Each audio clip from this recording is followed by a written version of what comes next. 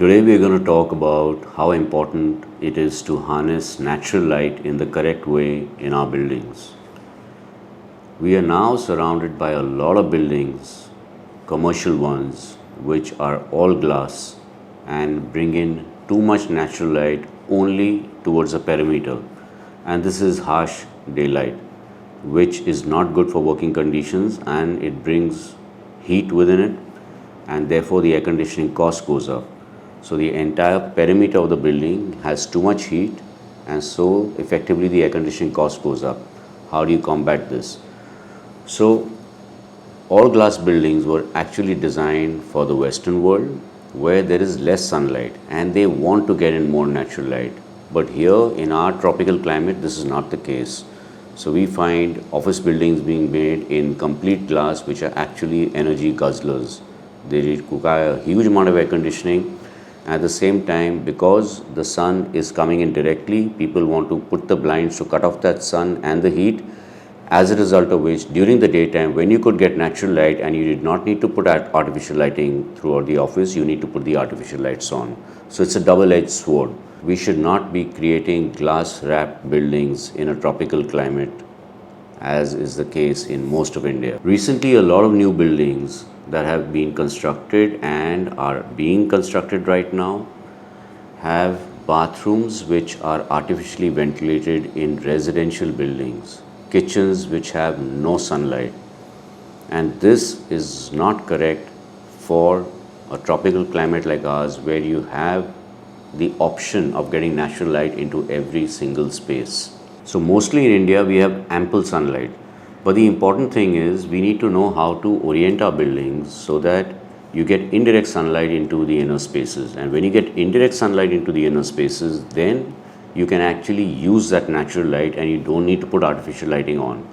So if you orient towards the north, you get indirect sunlight into the building. And even on the southern side, if you have managed to cut off the east and the west, because that's where the glare comes from, then you still have enough natural light to work within or to live within. Every site is different, every project is different in terms of its requirements, the context is different, and the orientation is different. So taking cognizance of all these factors, one has to create something that is appropriate for that location and in that space for that kind of requirement. So the best way to illustrate this is through examples.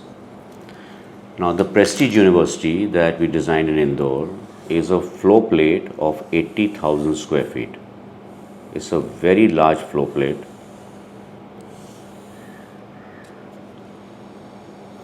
Which measures about 90 meters in each direction. If we were to rely on natural light coming in from the perimeter, it would have only penetrated till a distance of 8 meters. Leaving the whole central portion without any natural light. So for this reason, we created a series of courtyard spaces within the entire building. And all of these courtyards are differently sized based upon the internal planning. And what these courtyards do is get in indirect sunlight into all the inner volumes. And this is very important in this context because here in Indore city, the temperatures rise up to 40 degrees Celsius in the summer months. So we've actually cut off the direct sunlight, and every space within gets indirect sunlight from these courtyards. And on the perimeter, we've got a series of screens that reduce the direct glare of the sun. And again here you get filtered light coming in at different times of the day from different directions. So in another case, in Udaipur city, we had a square plot. And within the square, once you leave the margins that are mandated by the rules, you get a resultant square space where you can build. And to be able to consume the area that is allowed to be built, it was literally that this square had to go up straight for 21 stories to be able to do that. So now, based on the client's requirements, we needed 4 apartments in this. So all 4 were divided like this so that every apartment gets 2 sides open completely towards light and ventilation. Now, because of these restricted parameters, it means that you've got some faces facing the north or the south or the west or the east, and there's going to be a huge amount of sunlight coming in from the southwest and the east. So to tackle this problem, we created a whole secondary skin of balcony spaces which literally run the whole perimeter of the building. Now what this allows is, it breaks the light, so you get indirect light into all the internal spaces. So now it does not matter whether it was facing the west or the east or the south. So this was one way of tackling the issue of sunlight coming in from all different directions. And this balcony space simultaneously also creates a sheltered outdoor space for every single room within these apartments, and all of these look out in towards the hills in the background here. In a third case, we had this site in Gandhinagar in Gujarat, where the client had a set of requirements that would necessitate building 3 floors. Now we didn't want the house to look as ground plus 2, because then the structure becomes too high.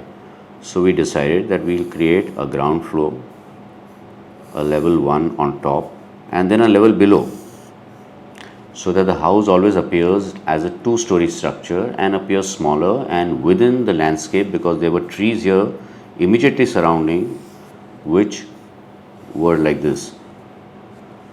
So now, in order to get natural light into this, the lower ground level, we've actually scooped out the earth and then used this earth to create earth mounds within the landscape.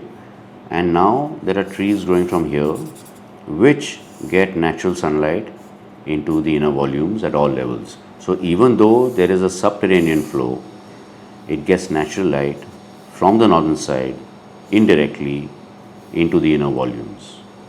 In the case of the Nokha Community Center that we designed in Rajasthan, the building is a spiral that goes around and becomes bulbous on one side and then narrows on the other side. Now in this case, this whole area under a garden roof was designed as a children's library.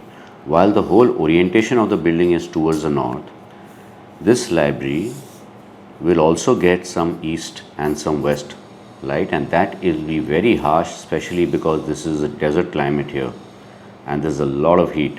Temperatures in summers go up to 50 degrees almost. So here we created a skin out of stone jali screens, which is like an accordion and wraps around the entire library space. Now what this does is, it again reduces the heat gain into the building, creates very interesting light patterns throughout, and reduces the heat gain substantially, reducing the need of air conditioning. And I have been to this after it is being used. It was 40 degrees outside and children were still studying in the library without any air conditioning on, and it was absolutely comfortable. So this just goes to show that when you design based upon how you harness the natural light, at the same time you cut out the direct glare, you can create buildings that are very, very energy efficient. So to summarize, it is really important to understand how much light you're going to get within the design that you're making, and how are you going to harness that light, how are you going to get it in correctly, how can you reduce the glare from the light, and how can you make your building energy efficient. In every case, it is something different that you need to do to be able to tackle this problem effectively. We must not make all glass buildings with wraparound glass and get in heat and then increase the air conditioning cost. At the same time, we must not make residential buildings which have rooms that do not get sufficient natural light through the day. It is really important that planning takes care of all these things, and how you cut, mitigate heat gain by orienting correctly, and by a number of different elements, how you are able to control the light that comes into the space that you are planning. These are important factors to take in while designing any structure, whatever the size and whatever the function.